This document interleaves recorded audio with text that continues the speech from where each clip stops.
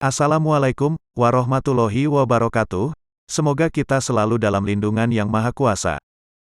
Pada video kali ini, akan menguraikan cerita tentang ranca darah, terlepas dari berbagai versi namun semuanya mempunyai kesamaan. Bagi orang Purwakarta dan sekitarnya, nama ranca darah bukanlah sesuatu yang asing. Namun tidak sedikit yang mengetahui tentang asal-usul dari nama ranca darah. Ranca yang berarti rawa, darah adalah getih. Banyaknya manusia terbunuh di tempat ini akibat peperangan. Seorang tua bercerita, bahwa darah yang tergenang saat itu, bila kita menginjakan kaki pada genangan darah saat itu bisa sampai menutupi mata kaki.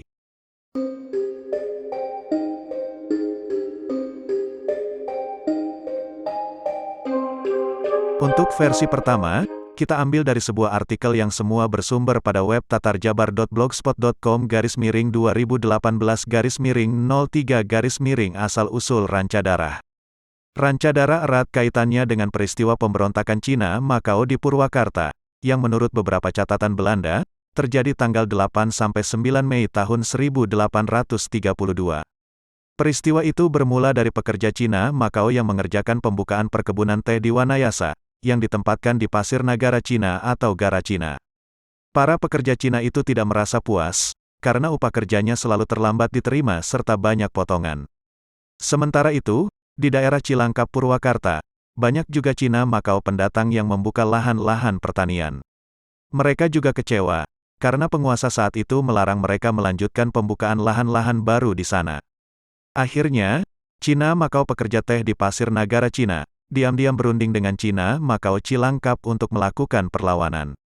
Tanggal 8 dan tanggal 9 Mei tahun 1832, terjadilah kerusuhan besar-besaran di Purwakarta.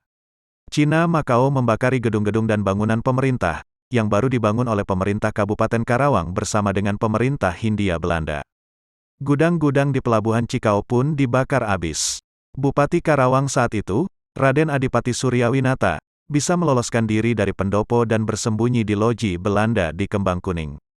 Untuk memadamkan kerusuhan tersebut, didatangkanlah bala bantuan dari beberapa kabupaten, seperti Cianjur, Sumedang, dan Bandung.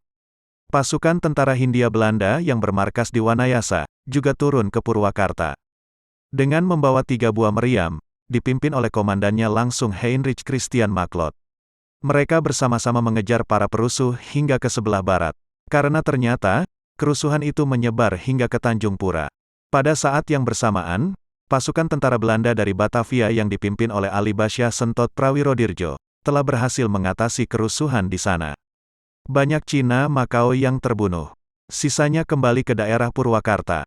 Tapi di daerah Dauan telah dihadang oleh pasukan Maklot. Gerombolan Cina Makau yang telah mata gelap itu, melakukan perlawanan habis-habisan. Maklot terkena sabetan senjata tajam Cina Makau. Ia terluka parah dan 3 hari kemudian, tepatnya tanggal 12 Mei tahun 1832, meninggal dunia di Purwakarta dalam usia 33 tahun. Sementara itu, Cina Makau dari Wanayasa berencana akan menyerang Purwakarta dari arah selatan. Cina Makau dari Nagara Cina berduyun-duyun turun gunung menuju Purwakarta. Perlawanan Cina Makau dari kaki Gunung Burangrang ini terjadi pada tanggal 10 Mei tahun 1832. Sehari setelah terjadinya kerusuhan di Purwakarta. Mereka membuat kerusuhan di sepanjang jalan Wanayasa, Purwakarta. Namun anehnya, mereka tidak mengganggu bangunan ataupun penduduk yang berada di kota Wanayasa. Ada dugaan, mereka berjalan melalui daerah pinggiran Wanayasa, mungkin untuk menghindari penjagaan yang lebih ketat setelah adanya kabar kerusuhan di Purwakarta. Mereka melintasi perkebunan teh, daerah yang sudah sangat dikenalnya. Karena sudah lebih 4 tahun bekerja di sana. Sebagian dari rombongan mereka sempat membunuh Sheper Leau, kepala perkebunan teh di Wanayasa yang terkenal bengis. Sheper Leau dilempari dengan batu, sampai akhirnya disembelih. Mayatnya dibawa, lalu dibuang di tengah-tengah hutan. Kemudian hutan tersebut dikenal dengan nama Leuweung Ciperlau atau Hutan Ciperlau. Mereka bersatu setelah keluar dari kota Wanayasa dan mulai melakukan aksinya. Rupanya aksi Cina Makau dari Pasir Nagara Cina ini, dengan cepat terendus oleh pasukan Belanda di Purwakarta, mereka pun lantas naik ke arah Wanayasa dan bertemu dengan gerombolan Cina Makau di tanjakan pasir panjang, pertempuran pun tak dapat dihindari. Dalam pertempuran tersebut, banyak korban dari kedua belah pihak.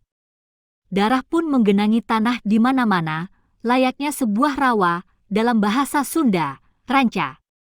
Maka daerah itu pun oleh masyarakat setempat dinamai Ranca Darah. Mayat-mayatnya dibuang ke sebuah lembah di sekitar Ranca Darah. Untuk mendata dan mencatat korban, harus menggunakan sigai, yakni tangga bambu yang biasa dipergunakan untuk menyadap nira enau. Maka daerah itu pun dinamai Legok Sigai. Beberapa orang Cina Makau yang selamat kembali ke Wanayasa. Mereka bersembunyi di sekitar pasir Nagara Cina, lalu berbaur dengan masyarakat setempat. Bahkan ada yang bermukim di perkampungan di dalam kota Wanayasa. Gang Pringgandani di samping klinik Dr. Ridwan, misalnya, dulunya bernama Gang Babah Kecil. Karena di ujung gang tersebut, tinggal seorang Cina Makau dari negara Cina yang bertubuh kecil. Tak ada yang tahu nama sebenarnya, tidak diketahui pula menikah dengan penduduk setempat. Demikian uraian sejarah versi pertama dalam catatan Belanda, namun di lain kesempatan akan diuraikan kembali dalam versi lain. Bila video ini bermanfaat silakan klik tombol like, komen, dan subscribe, agar kami bisa terus mengembangkan channel ini.